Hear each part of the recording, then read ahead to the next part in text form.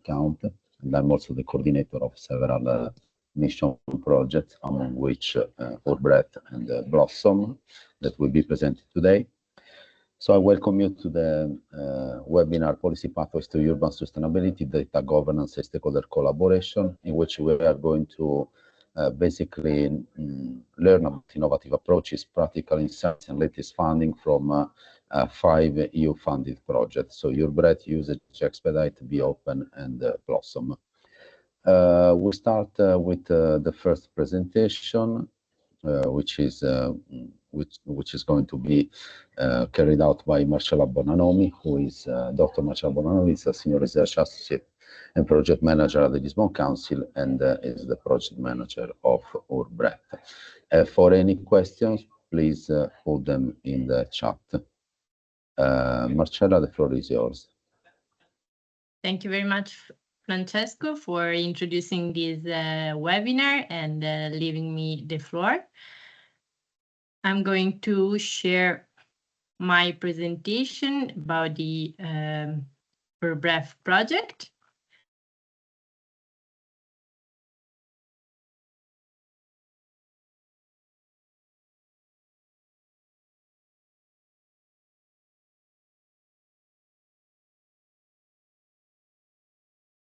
Okay, I guess now you should be able to see my screen.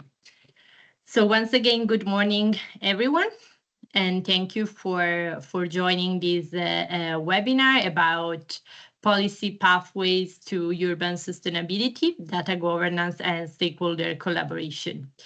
With this regard, we wanted to present you our project, that is the URBREATH project, as Francesco Mureddu just introduced.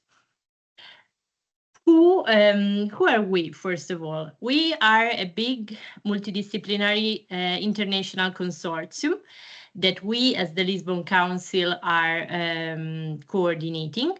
But of course, in addition to us in this consortium, we have other 37 organization partners. Among them, we have universities and research centers, enterprise and non-profit organizations, but above all, we have 9 pilot cities involved in our project. And these nine pilot cities are clustered by climatic zones. So which are our 9 pilot cities? First of all, we have Madrid with Athens and Parma for what concerns the Mediterranean climatic zone. Then we have Tallinn together with Kajaani for the boreal zone. We also have Leuven and Aarhus for the Atlantic climatic zone. And then we have Cluj-Napoca and Pilsen for the continental climatic zone. So these are our 9 pilot cities, as I said, clustered by climatic zones. And each of these pilot cities has chosen from the start of the project a pilot site on which to work. Doing what? So basically, I like to tell the story of URBREATH, starting from our project pillars. So that are living labs, digital tools, and nature-based solutions. Why I say these are our 3 pillars? Because URBREATH, I would say, lies at the intersection of these 3 pillars. How? Because we are aiming to co-create a nature-based solution with the involvement of local communities, and so pushing a lot for stakeholder engagement and co-creation using living labs, with the assistance of digital tools for NBS design, but also for e-participation and so on. So we really lie at the intersection of these 3 three pillars. And of course, this project also aims, starting from these three pillars, to steer some policies, so to boost the process of policy steering across these three pillars, so stakeholder collaboration, data, and urban sustainability. So our project aims, as I said, to co-create nature-based solution in each of the pilot sites that our city has chosen. But for this NBS planning and co-design that is going to be, of course, followed by an implementation for the front-runner cities only, we are collecting and managing a lot of data that are coming mainly by two channels: the living labs, so the involvement and the contact with the local communities. So these are some pictures taken and directly from the pilot sites of our 9 cities. So we are really supporting our pilots in setting up and prepare these living labs in order to involve and engage as much as possible the local community in this co-creation of nature-based solutions. But of course, the data we are handling do not only come from the living labs environment, but also are generated as output data from the digital tools we are using.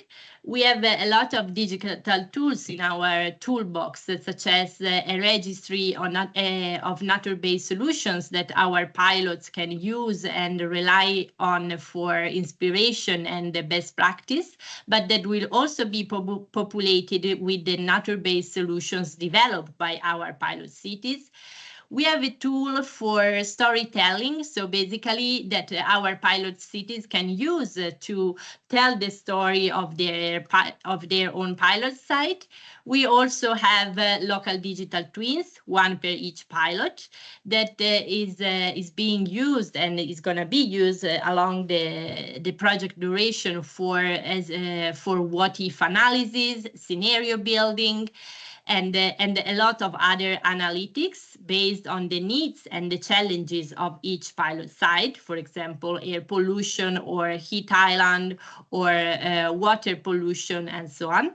We are also using e-participation tools and also creating KPI dashboards in order to monitor the impact and the success of our nature-based solutions.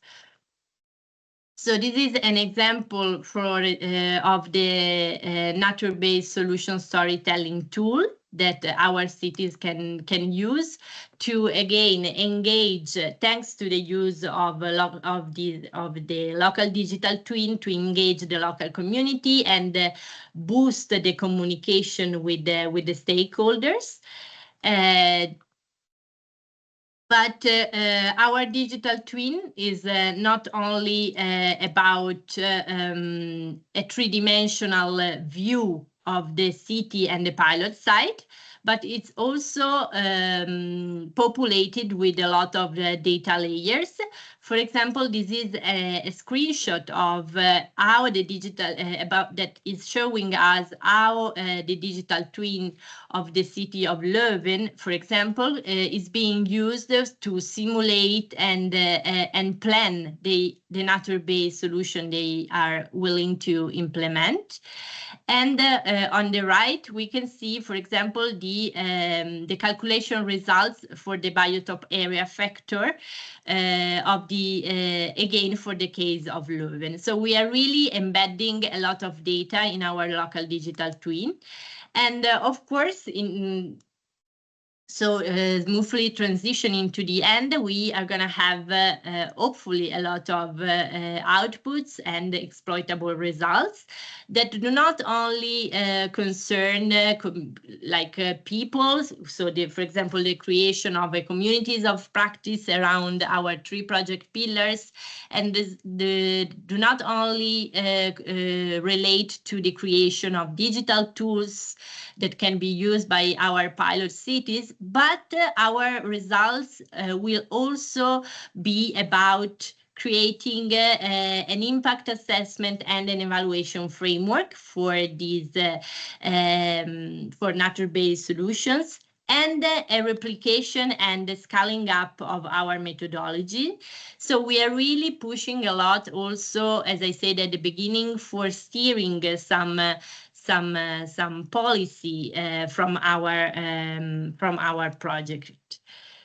Why? Because URBREATH is really, as I said, and the intersection of some of the most important challenges that the EU cities are facing, such as, of course, climate change, and so the need to find climate adaptation measures that do not apply in a top-down way, but are really involving the local communities and considering their needs. So this is, of course, still an ongoing project. We started almost 1.5 years ago, and we are going to finish our project by the end of 2027. So we still have a bit of time, let's say, but we are really, by the end of our project, hoping to pave the way to to urban transformation in order to help our cities to be climate neutral and more resilient. So, of course, feel free to get in contact with us. You can visit our website or also subscribe to our newsletter, and we will be happy to continue this conversation and this engagement with you. So thank you very much for your attention.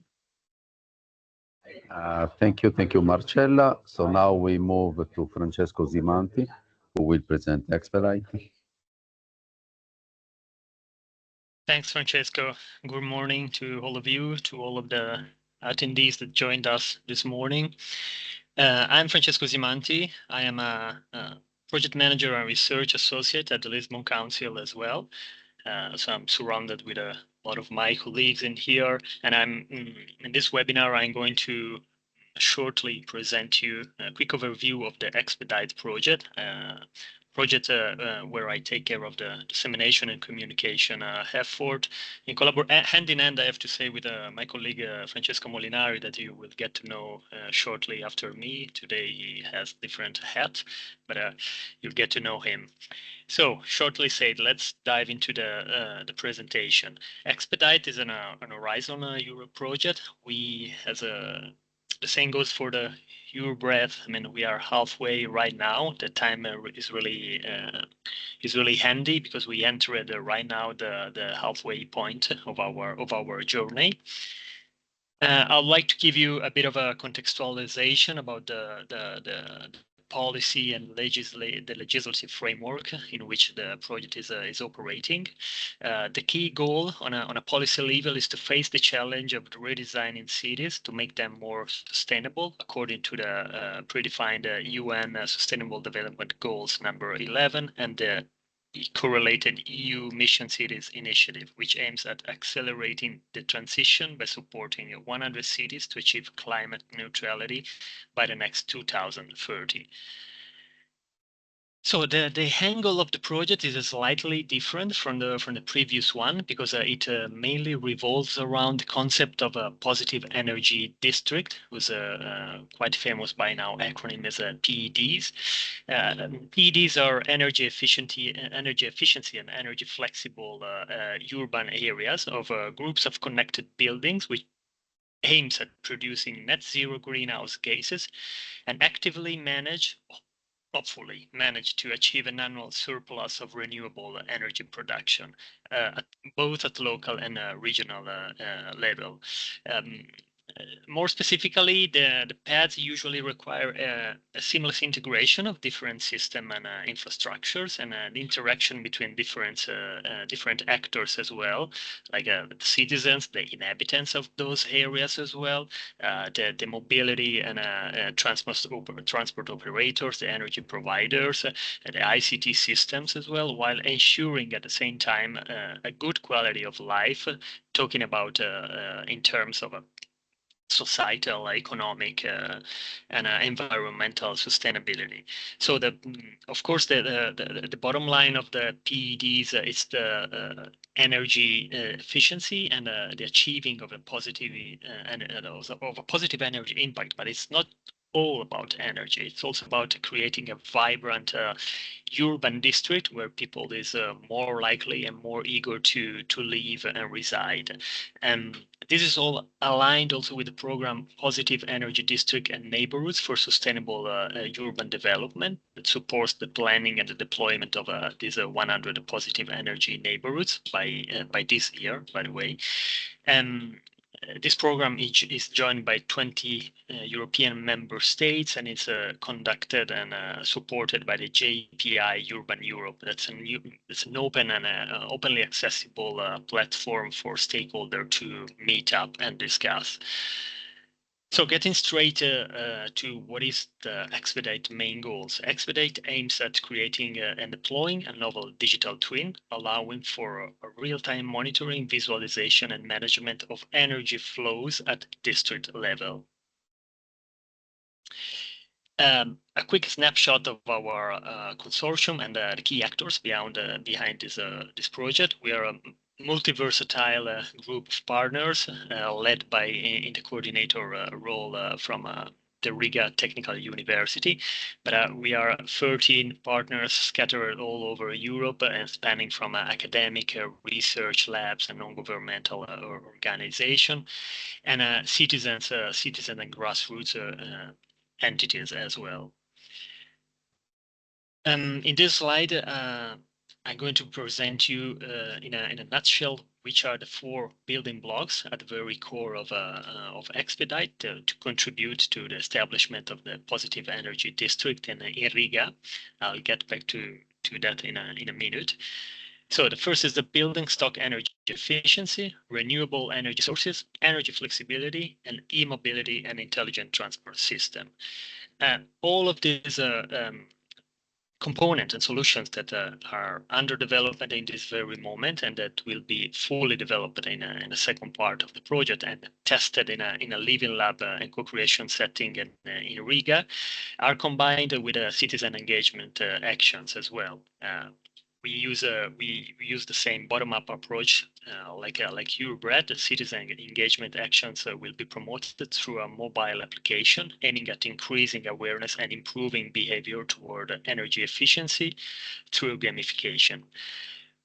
Where this is going to happen, we have a very carefully tailored and pre-selected areas. That is the Kipsala Peninsula. It's a small area in the neighborhood of Riga. This is actually the university area where most of the majority of the students reside. This area has been carefully selected because it's quite closed and detached from the rest of the cities. So all the measurements and the living lab correlated activities can take place quite effortlessly. It's a quite wide area. There are 12 faculties, dormitories with nearly 1,000 residents, mostly students for its almost for its entirety. There are other infrastructure like an Olympic-sized swimming pool, renovated buildings, all buildings equipped with all the modern heating, ventilation, and air conditioning system and whatsoever. And most importantly, we have a different time. We have a slightly different timeline than our URBREATH colleague because we are going now to speed up on the living lab and testing phase as of now. in the first half, in this first year and a half of the project, our technical partners worked mostly behind the scenes to set up all the building blocks that I presented you shortly, one slide above. And finally, I wanted to give a quick snapshot of the key final outcomes and result to be delivered by the end of the project. First of all, the development of a reusable ExPEDite digital twin framework for the benefit of more city planning actions, and also to help to spark a domino effect for the construction of similar PEDs all over Europe. Again, as I said, right above, a bottom-up approach to have the needed level of granularity while providing support to urban planners in developing a positive energy district, a definition of an open data architecture and data collection framework to be easily replicable in other settings, and to accelerate overall the uptake of shared, smart, and sustainable zero-emission solutions. And with this, I've concluded, Francesco. You can find some related media outlets if you want to get to know more about the project. Thank you very much, Francesco. So we move to Luca Alessandro Remoti, managing partner of Data Power, who will present BeOPEN.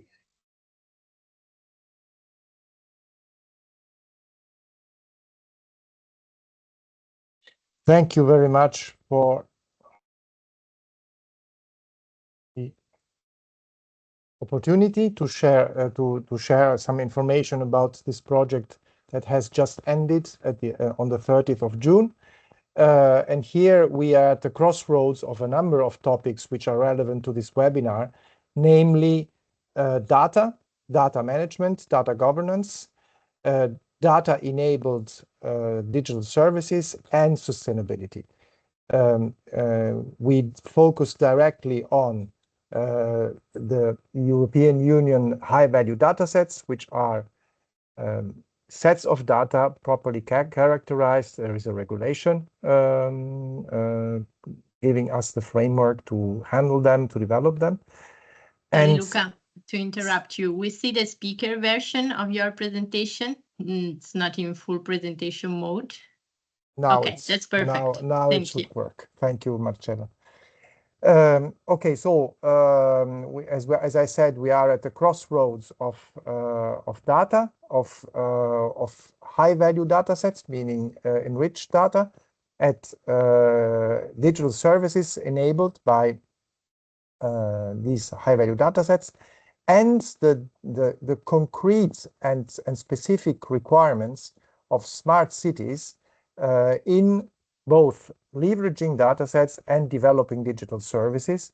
And of course, smart cities have a very strong focus on sustainability issues, which were a huge part of the pilots we were doing. Quickly on the European data strategy, people are first. It's very important that people's needs, people's requirements, and the protection of individual rights are respected when handling data.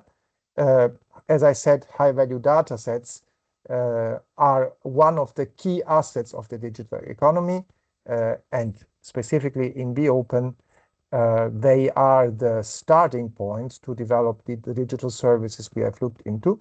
And as we know, it's important that data is openly available, standardized, with comparable levels of descriptions, data quality, so that they do not remain isolated in the scenario where they are developed, but can be shared. And that was a particularly important aspect in BeOPEN as well.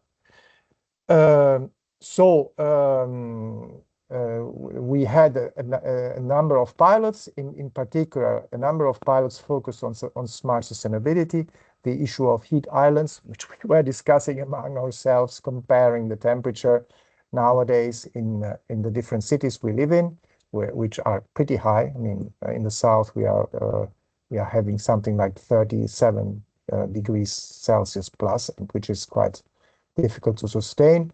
Problems of infesting plants, problems of access to cities, and also healthcare issues like the health effects of LED. And the cities, together with all the technical partners in the project, have examined the needs, designed the requirements, designed the digital services, and also linked them to the high-value data sets needed to implement. And we have observed a really impressive improvement of the availability of data sets, of their quality, and their ability to really provide effective and efficient services. Another aspect was floods, for example, wildfires.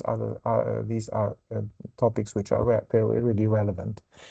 BeOPEN developed a comprehensive pipeline, and here this is very relevant to the topic of this webinar. It starts from the real needs, and smart cities want to use technologies, use data to really manage their environments better, as also my colleagues have pointed out from different angles, Marcella and Francesco. So what is needed, and what do city administrations need to make their citizens live better, and what data is needed? And since this data is supposed to be high quality and well validated, BeOPEN developed a framework to assess the compliance of the data used with the overall high-value data set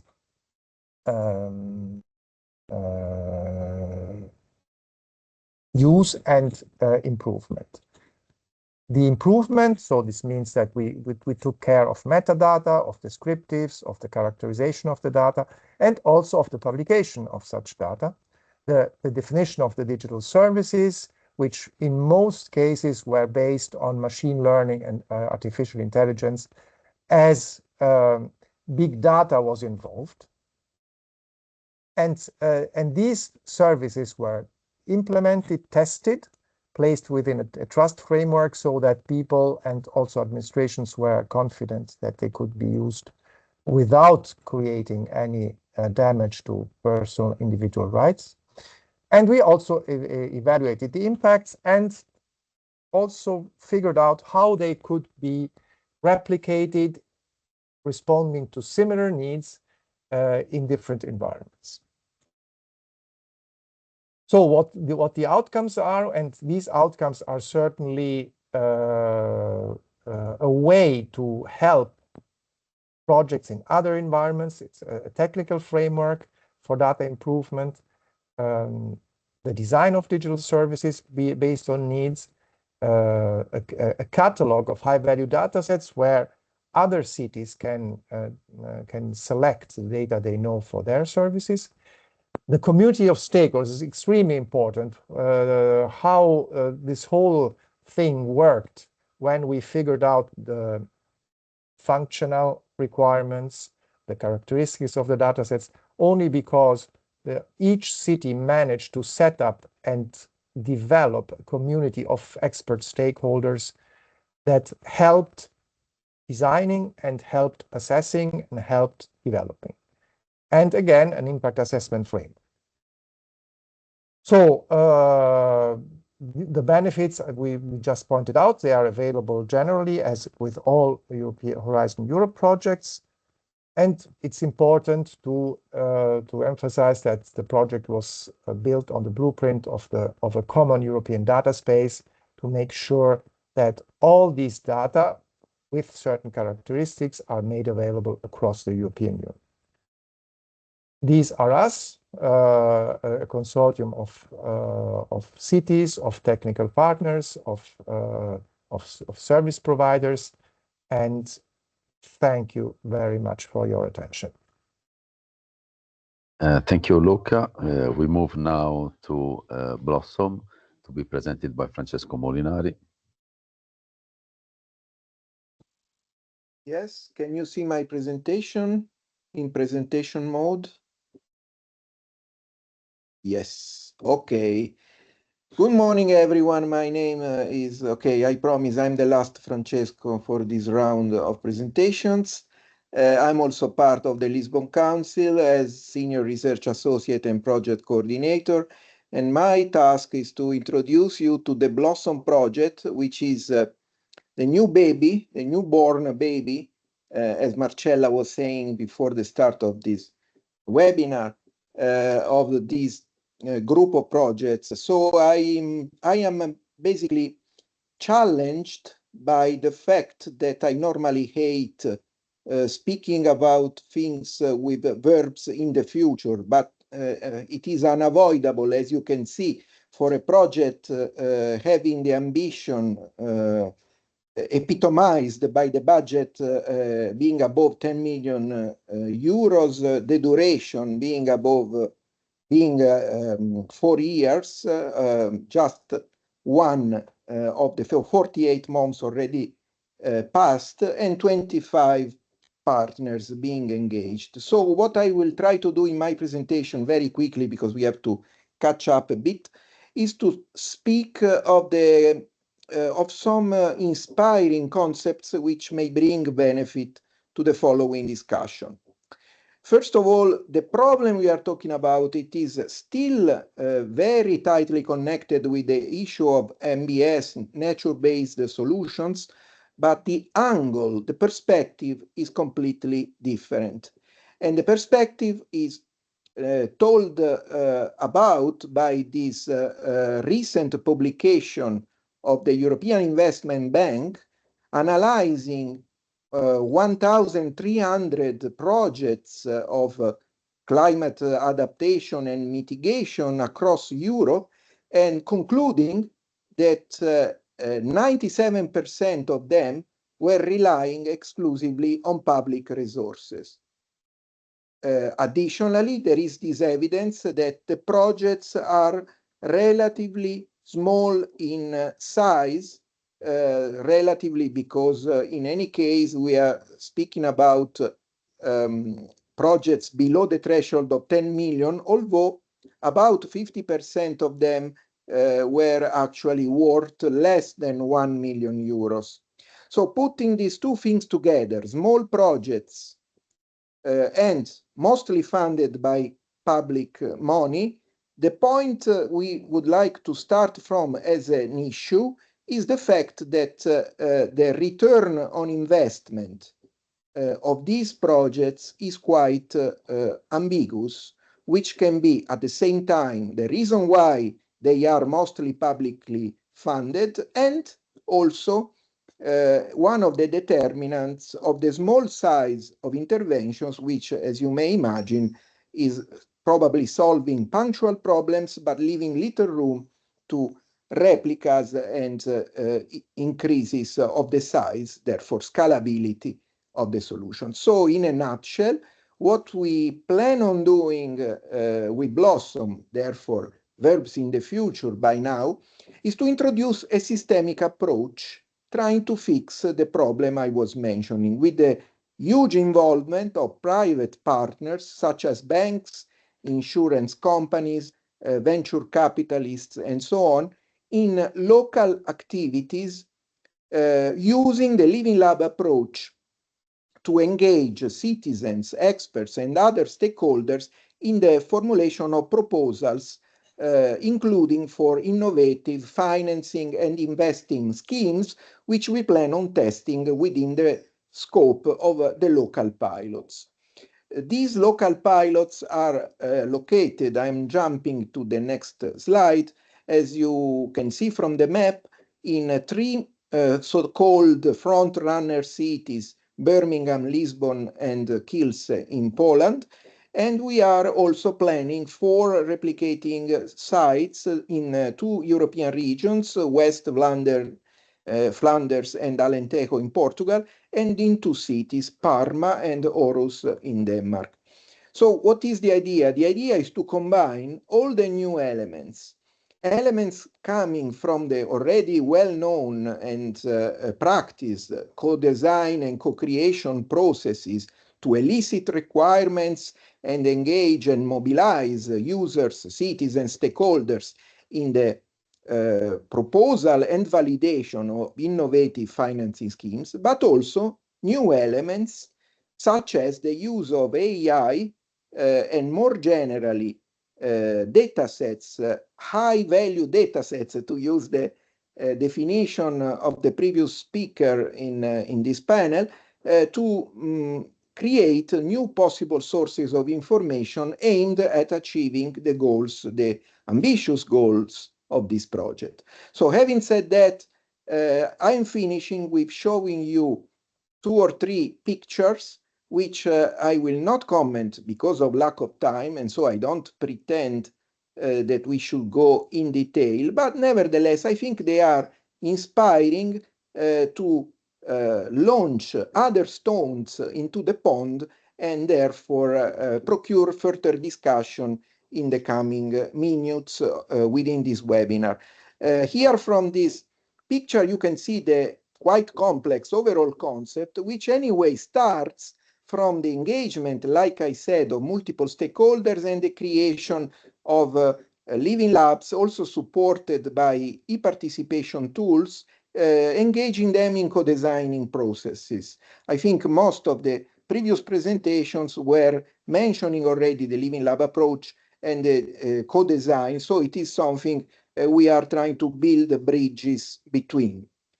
Second group of pictures, you see the connections with high-value data sets and also the exploitation of those data sets via quite innovative technologies. And here we have a huge amount of technology innovation based anyway on the concept of digital twin, which is peculiar and also common to the previous ExPEDite project, which was presented by my homonymous Francesco. And then we have the aims and the impacts. I will jump into the next slides, which connects the activities in the front-runner cities with the activities in the follower cities, or whatever we want to call them, cities and regions, as I mentioned, trying to take stock of the results of the first round of experimentations and replicating it further at the follower cities and regions level. And finally, this another nice picture explaining that we would like to innovate in several respects on the existing adaptation and mitigation measures, offering the capacity also to local decision makers and regional decision makers to find ways to complement available public resources. Think of the problem statement in the beginning of my speech, with private resources based on commonly understood and accepted innovative business models, which can well identify the future revenues coming from maybe adapted versions of the initial measures as they were originally foreseen, having only public funding available for them. And finally, this is, despite the complexity, a very well-known business model canvas for the representation of the ambitious aims of the project. I'm only using this to highlight that we also have our own key exploitable results, but honestly, for the sake of time and also because we are literally at the beginning of the second month of a project of 48 months, I would like to skip this part and ask you to believe me by my words. With this, I finalize my introduction and I welcome any question that may come in the remaining part of this webinar. Thank you for your attention. Thank you very much, Francesco. So we move now to the presentation of the policy brief of usage by Natalia Oprea. Thank you, Francesco. Good morning, everyone. First of all, let me thank all those who have been so kind to connect to our webinar today. I will try to share my screen so that you can follow along with my narrative today, this morning. Okay.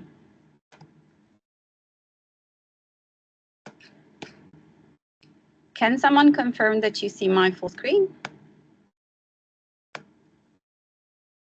Go. Can you see my full screen now? Or Yes. Yes. Okay. Go. Yes or no? Yes, Yeah, yes, we can. Natalia, we can see Yes, it. we can. Perfect.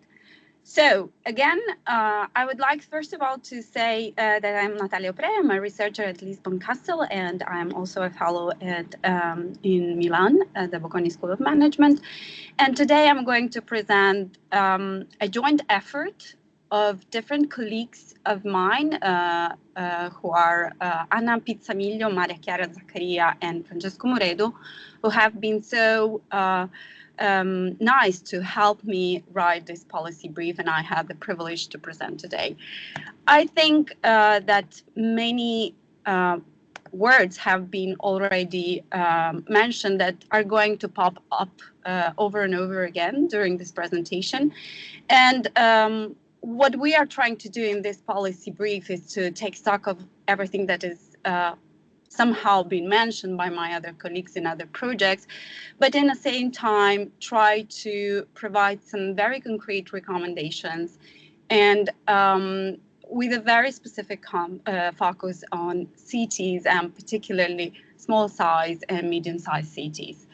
I will not tediate you too much with the policy context, but we will go through it just for the sake of setting up the context of our policy brief. I will then pass to a very sort of challenging concept, because as we will see, it's an continuously developing and iterative process about data spaces. And then we'll use the experience of two particular projects, Usage and Spotted, to analyze what is actually a data space, both from a technical perspective and a non-technical perspective. And then I will wrap up with a discussion and some practical recommendations. So in the previous presentation, my colleagues have mentioned over and over again one important, let's say, project, a flagship project of the previous Commission, that is the European Green Deal. The European Green Deal, in a very nutshell, has the purpose to turn environmental and climate challenges into economic opportunities. Many action plans and strategies have been designed around the European Green Deal, and today we have 9 policy areas around which the Green Deal has been trying to be implemented at all levels of the European Union.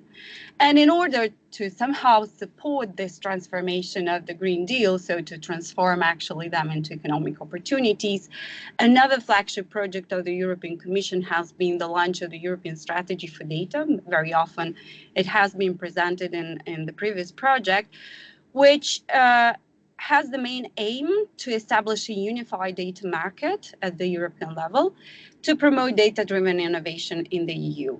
In the context of our policy brief, one important concept of the European Strategy for Data is mentioned, that is the creation of common European data spaces, which aims to foster an ecosystem of stakeholders. This is an important element in which new products and services based on accessible data are developed. So among the main elements is to reuse different sources of data in order to ensure that standards, rules, and quality are satisfied in this process of development. So as I said,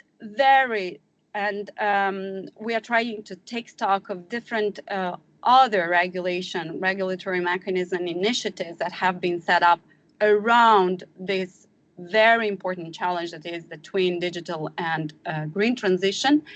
And while I will not go too much into detail, because in the policy brief we are doing so, what is important to mention here is that in a way, all these documents and regulatory mechanisms are trying to incentivize the use of data for the green transition. And in order to be a bit more specific, different initiatives have been launched in the last years, for instance, to provide technical support, but also funding for different initiatives that have to build in the future or have the aim to build the data spaces in European Union. And among them, I would like to mention the Green Deal data space, that we will see it very often in this presentation and the policy brief. And another important initiative is the Data Space Support Center that has been mentioned, for instance, in the BeOPEN project, which is the supporting initiative and a transversal one to coordinate and align all sectoral data spaces developed in the European Union. Now, at a certain point, we need to introduce a very third important element, which is the cities. We know that 74% of the population in European Union lives in urban areas. Moreover, we know that cities implement more than 70% of the European legislation. And in the last years, they have been grappling with different concepts, so from nature-based solutions, from different kinds of ecosystem solutions. And while they have been making a lot of progress in setting up digital plans to transform their public administration and engage the community, they have also been having a lot of challenges to bring together under an integrated umbrella data, infrastructure, data sources, and all the urban initiatives in order to answer to these call for actions from the European Union.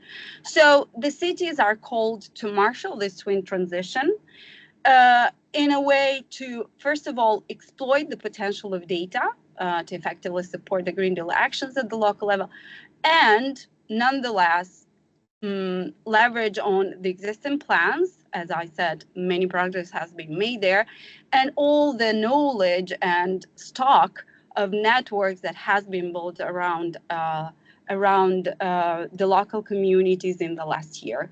So, as I said, one of the main concepts of the European data strategies is the creation of European data spaces, and one specific is the Green Deal one. And what is actually a data space? I think it is important to state that it is not a novel concept for experts in the field, of course, but from our interviews, for instance, we've seen that there is a very huge discrepancy between how, at the European level, experts conceive the data space and how these concepts are explained at the local level.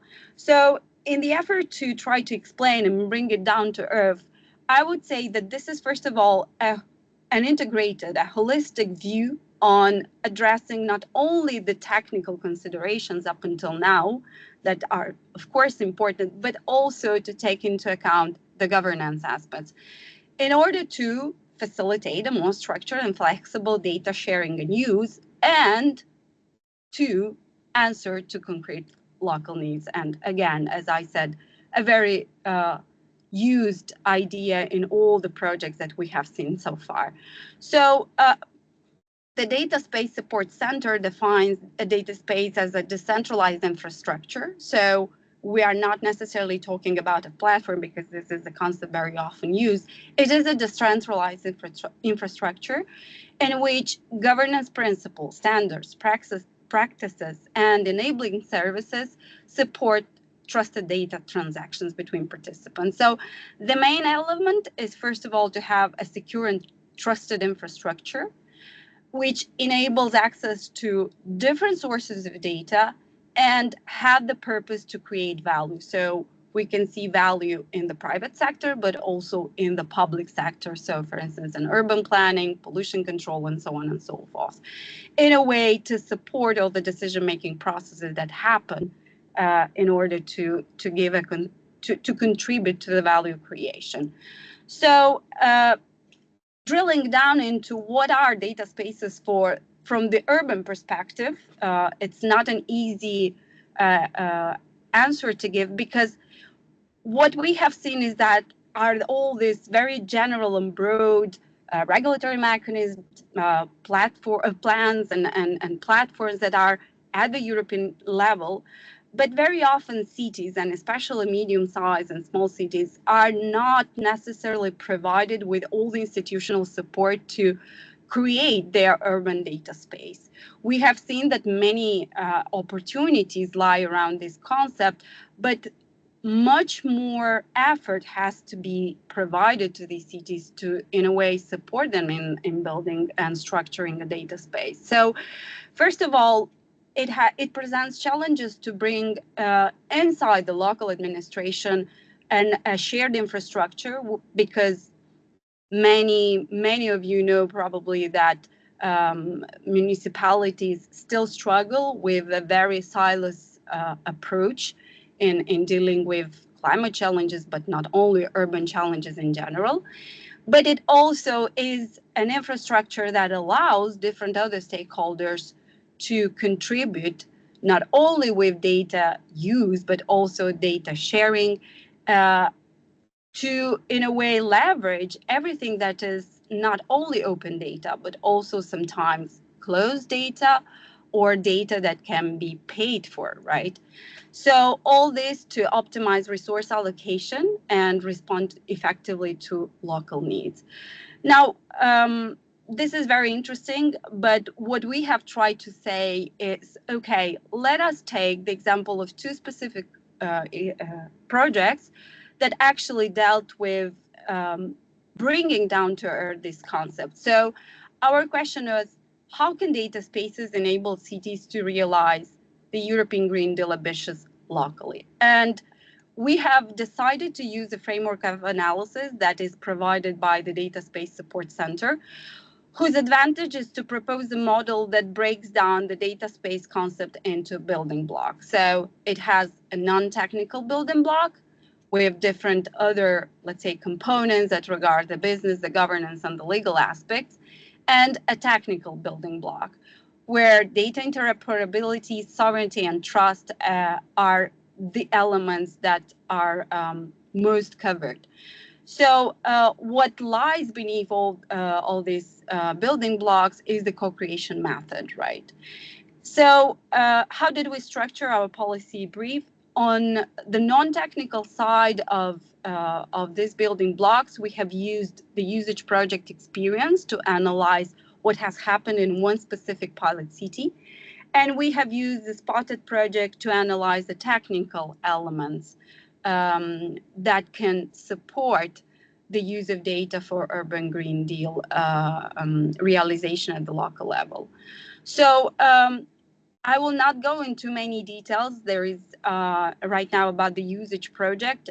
We are a consortium of 11 partners with 4 main pilot cities, Saragossa in Spain, Ferrara in Italy, Leuven in Belgium, and Graz in Austria. And one of the most, I would say, important feature of this project is the fact that we did not try to build from scratch anything. We have tried to take stock of everything that was available in terms of policies, services already available, in order to contextualize the services that the tools, the algorithms, and the services built further down the line. So we also took stock of the existing architecture, data sets, and tools already available at the city level. And finally, or I would say the most important element, is to understand what kind of needs and challenges stakeholders need. And when I refer to stakeholders, I mean both stakeholders inside the municipalities of these cities and also external to the municipality stakeholders. Because, as I said, there are a lot of things already going on in all these cities, and no one was about to reinvent the world, right? So what was the usage workflow model in a very simple image? I would say, so first of all, we try to identify what are the local climate challenges, because these are already explicitly defined in the European Green Deal policy areas. So based on those challenges, we've tried to analyze how these challenges are actually reflected in local strategies, plans, and for instance, city contracts, in order to create a very strong leverage at the political level. We have moved to identify stakeholders' needs and challenges, organizing them around different categories, because, of course, various needs and challenges are faced by these stakeholders. So we try to understand those and actually reflect them while designing the all the services and data proposed in this project. And finally, the data potential and value that has been expressed by these stakeholders supported us in defining actual decision-making and decision-ready information and solutions to help those stakeholders. Everything has bundled up in use cases and solutions, and I will very briefly show you the experience of Ferrara, which is one of the pilot cities, to be a very concrete examples of what happened there. So there we have identified three main challenges, so policy areas of the European Green Deal, namely those related to mitigation and adaptation, biodiversity, and energy. And what we saw is that there is a sectorized approach regarding the policy instruments there. So we saw that different policy instruments can actually support the implementation of specific solutions. So from the general urban plan to the region area plan that is implemented at the local level. And different types of needs have been identified in Ferrara, so from legal, organizational, information, and technical, which could actually support us in the development of the solutions. What was the value expressed? So what the stakeholders were expected from this solution is, first of all, to move beyond the simple data collection for monitoring purposes, for instance, and use these services and solutions to actually set up the policy agenda. And finally, it was also one of the values seen in order to cross-link shareable and exploitable data sets for policy formulation, but even forecasting, right? So that was the first stage of the process, and the second stage of the process was consisted in, first of all, design use cases. The Data Space Support Center emphasizes strongly the need to actually start with some use case scenarios where the value of the data itself is clearly expressed, and around the use cases, set up a governance framework. How the process happened in Ferrara was, first of all, a very early informal consultation among committed members where needs and also potential use case scenarios were explored. Then some first data sets and rules for data sharing and use have been defined, and this all have been encapsulated in a memorandum of understanding. In the last phase of this iterative process, a statute and an agreement on the data space has been defined, and different members of the data space are now in the process of signing the agreement. It is a multilateral agreement between public, private, and also academia partners. In the future, other members will be able to join because thanks to the steering group, which is responsible for the strategy priorities and also coordinating the action, new members will be able to join the data space. And what is important to mention here is that the data space infrastructure is a robust, scalable, and trusted platform, and the technical annex will be iteratively updated in order to reflect participants' needs in the future. So this was the Ferrara experience. I will move to the, regarding the non-technical aspects, I will move to the Spotted project because it was our way to look at the more technical layer of an urban data space. So in a nutshell, the Spotted approach was to, first of all, have a digital platform that integrates and processes different data sets, satellite and geospatial data, into actionable digital services. Another element important is the results of the pilots, where very specific indicators were used to actually answer to climate challenges in Milan, Helsinki, and Naples. And the third element important to mention here that also we have seen in the initial slide was the co-creation method applied to engage different stakeholders in order to make sure that solutions address real-world needs. All this to say that also the technical elements in an urban data space can be developed through the co-creation method. Although this is a complex in a way image, and as my previous Francesco said, we will not go into many details. I would like to say that some spotted components, although they were previously developed, previous to the data space support building blocks were developed, they very much align with this model. So it first of all responds to the data federation need of a data space through the EDRA platform. It responds to the interoperability needs through both the data model mapper and the context broker. And last, it also responds to the processing and analysis needs, thanks to the processing subsystem that automates the workflow from data collection, analysis, and publication. So in a way, we've tried to map how Spotted actually aligned with the technical building blocks issued by the Data Space Support Center. And finally, what is important to say that the digital services and the visualization that has been created and Spotted, they actually contribute to value creation. For instance, as I mentioned, just a few examples here in Helsinki, the tracking of green areas and urban heat pressure was made able through Spotted, and in Naples, for instance, the analysis of vegetation health was actually enabling the urban green capital assessment plans.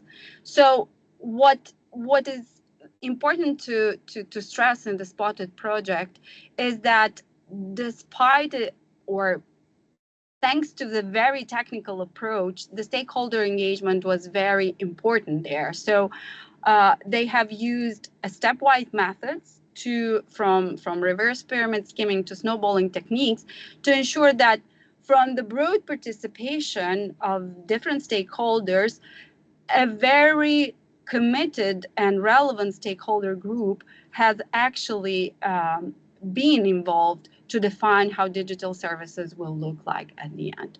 So wrapping up this not very short policy brief analysis,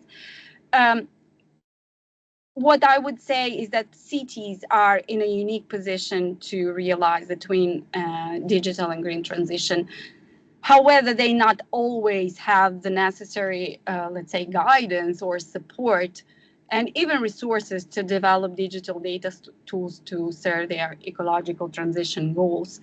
So in that sense, I would say that the EU framework should recognize that cities are a key actor here, especially in the emergent data space scene. And from their side, what could cities do is, first of all, not only to comply with the different EU directives that have been mentioned in this policy brief, but also the other presentation, but which allow them to access, for instance, more trustworthy sources of data and sometimes even closed type of data, but also to join cooperation platforms like the one of Copernicus or the Climate Adapt one to gain visibility. Also, to become part of communities of practice. Many EU missions have actually established communities of practice that can provide not only technical support, but also exchange knowledge with other cities, and also take part in European projects for funding. What that means is that by adopting a system thinking in bringing together the digital and the green transition, is that it will allow cities to move from a very fragmented and individual data flows towards a shared data infrastructure to not only exchange data, but most importantly, to collaborate with different city relevant stakeholders. And that is, in a nutshell, the concept of an urban data space. And in order to promote the concept and the realization or the structuring of a data space, first of all, the local administration should promote a broad alliance across municipal departments. We know that it is not always easy to do so, and a shared infrastructure could help that by defining a common purpose, but also how different sources of data are going to be used for instance, through use cases. But at the same time, collaborate with relevant stakeholders who can actually provide different types of expertise and knowledge, for instance, by interpreting data analysis or even making some forecast analysis. Finally, in defining a governance framework, all these relevant CT stakeholders should, first of all, identify a purpose and what is their expected value from being members of this data space. And this could be easily, let's say, identified in some use cases, and actually early deploy some pilots around this. And finally, what I think our message is that data spaces actually should move into a direction where data is not only published and exchanged following some specific criteria, but it is recognized as an asset, as a strategic resource, which can actually contribute to specific urban challenges and not only. So with that final conclusion, I thank you, and I'm open to the questions and any kind of comment. Thank you. Thank you. Thank you very much, Natalia. Are there any questions from the floor, from the audience?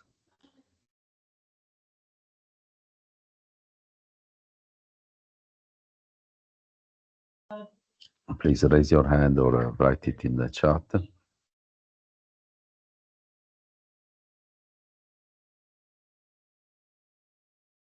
Okay, I will kick off with a question by myself. So what is the role of generative AI in your projects in general? What can be used for? Francesco Molinari. Yes, I am the one who mentioned AI in my presentation, so it's relatively easy. There are basically two areas where, of course, this is all to be explored for the reasons I mentioned, but there are two main areas where we expect to actively use and implement AI in this project. One area is the Living Lab to be created in each pilot site, where generative AI and AI in general can be used to support the collection of information and especially the creation of elements of the digital twin infrastructure that is envisaged as a way to simulate the effects of alternative financing schemes in the context of the local nature-based solutions being planned and implemented. The other area is, like I said, the definition of alternative business development options, including a global business model, if that makes sense, for the exploitable assets that the project will develop. Here, generative AI can support in analyzing existing alternatives and find smart combinations of the bits and pieces that can be available in the state of the art. Thank you. Thank you very much. Any other wants to jump in?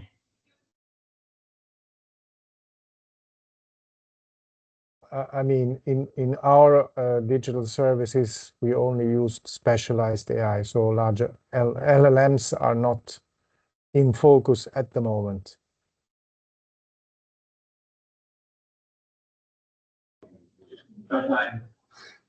Anybody else?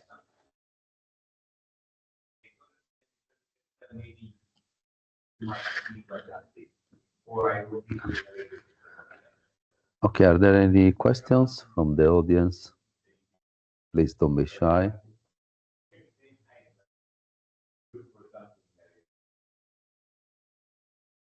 Okay, I have another question. Okay, no, we have no. Okay, I have another question, especially for BeOPEN. So can you basically elaborate on the impact of the use of high-value data set for training smart city AI services?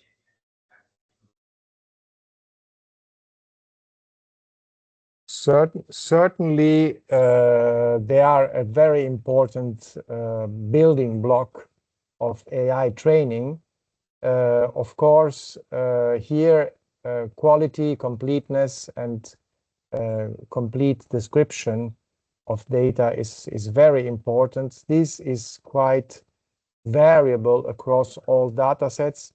We need to keep in mind that in some cases, the cities in BeOPEN started with non-compliant, if I may say so, high-value data sets. So data sets which had not the information which were needed to publish them, to reuse them, to for their standardized use, and they were progressively improved during the project.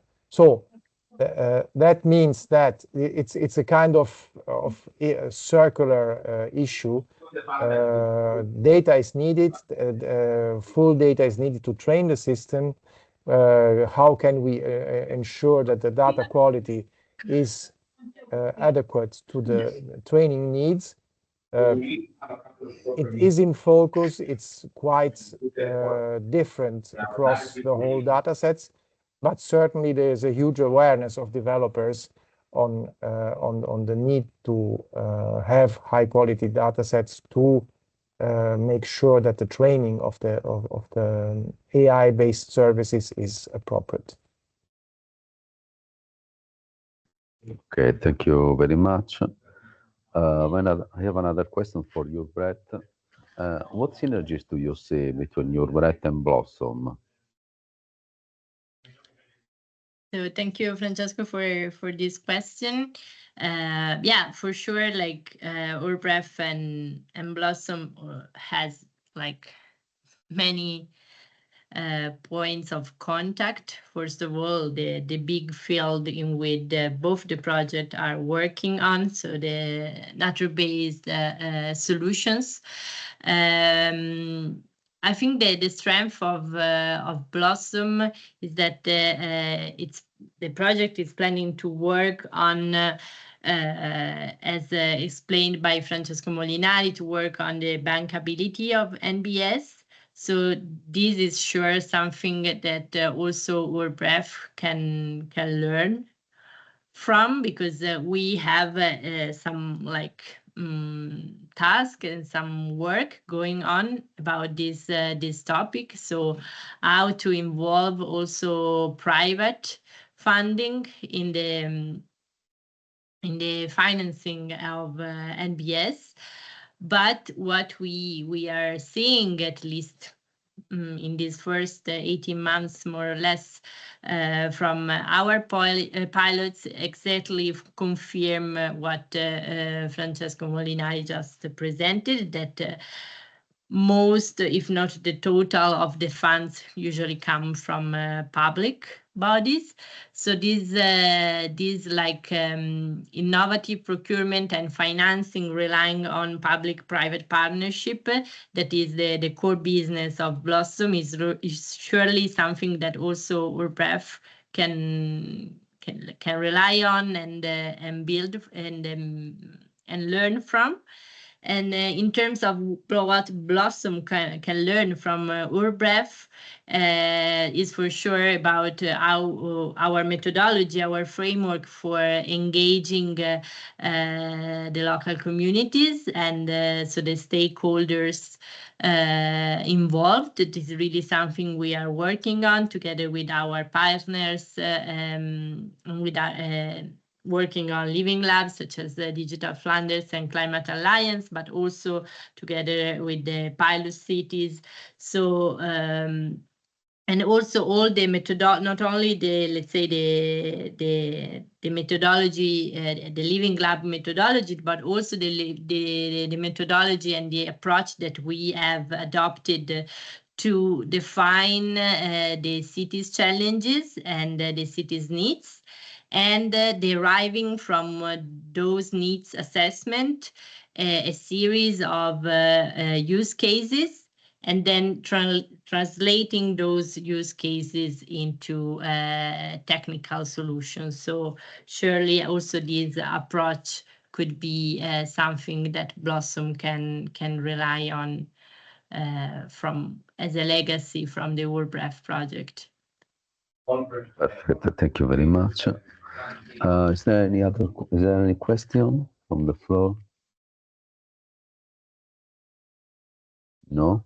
So I think that we can maybe have a final declaration, final statement from each of the presenter. So we can start with Marcella. Yeah, so again, thank you very much for your attention.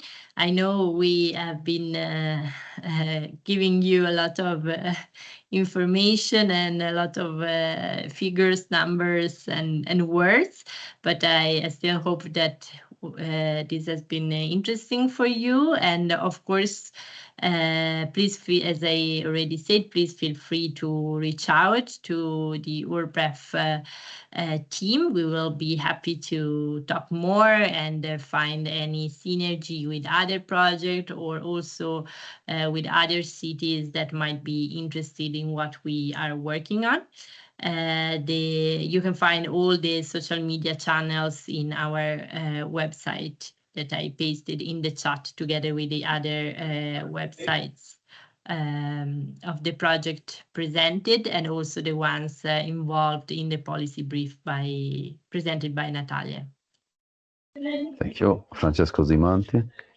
Yeah, thank you, Francesco. So I do echo Marcella's words. I'm not going to linger much on following us. Of course, I welcome you to follow us because, as I said during my presentation, and we are getting more on a visibility stage in this stage of the project. Now we are also getting to be more visible on a side of events and workshops. So we will, if you can manage to keep up with our main media outlets, you will get to know much more on how the Living Lab is going to catch on in the coming months. Also, in view of the fact that the positive energy district concept is catching on and gaining ground more and more over the months in Europe and within the European research area. So, well, that's it. You have all the contacts, and thanks again. Thank you. Luca Remotti. Yes, I hope that sharing the outcomes of a very concrete implementation project uniting the needs of smart cities, in particular on sustainability issues, and also the approaches to use data to develop services has been interesting. There is the opportunity to take advantage of such an experience and translate it into concrete implementations beyond the BeOPEN perimeter. And I think that's a good chance, and that's also a line of development which most of the partners in the BeOPEN consortium are committed to pursue. Also considering that all the cities participating want to take advantage of the BeOPEN experience to really progress along the path towards being a smart city. Okay, thank you very much. We go to Francesco Molinari. Yes, I first would like to take the opportunity for apologizing. There was a typo in the project website name, which was corrected anyway in the chat, but this is an opportunity for highlighting that to everyone, with apologies from my side. As far as the connections with other projects, I would like to mention that one of the reasons for this webinar of today also came from the growing awareness that colleagues from the Lisbon Council working in different projects, they can have a lot to share, also to develop add-ons to the methodologies and tools that each respective project and the Lisbon Council team within each project is going to develop. This is less relevant for Luca's talk because the project he presented was finished, but I think there is a lot, for example, that Blossom can learn from the approach and the results of the project he presented. And finally, what I would like to say is that I couldn't mention that, but there is an ambitious plan of engaging stakeholders and more generally people who are interested in the topic of bankability of nature-based solutions.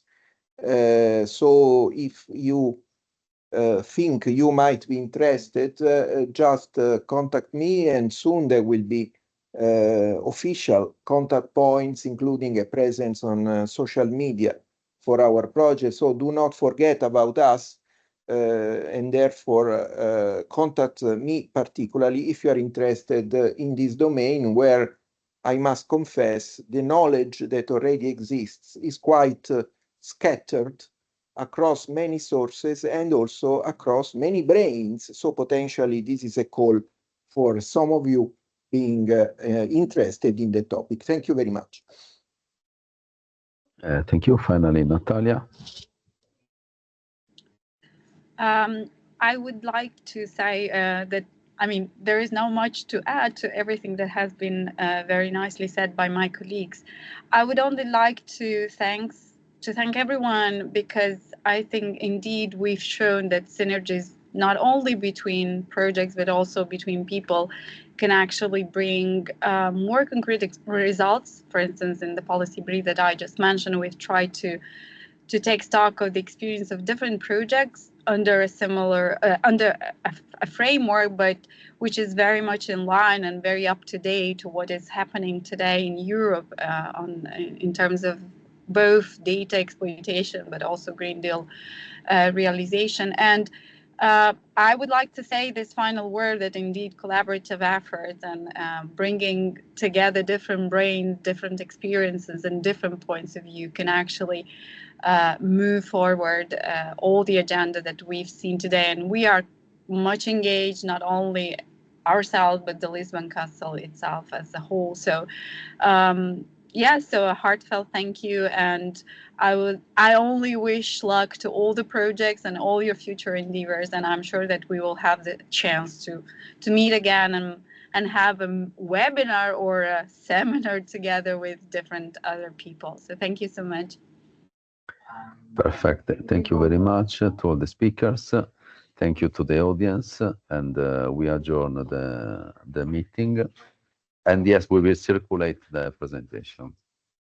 Thanks a lot. Bye-bye.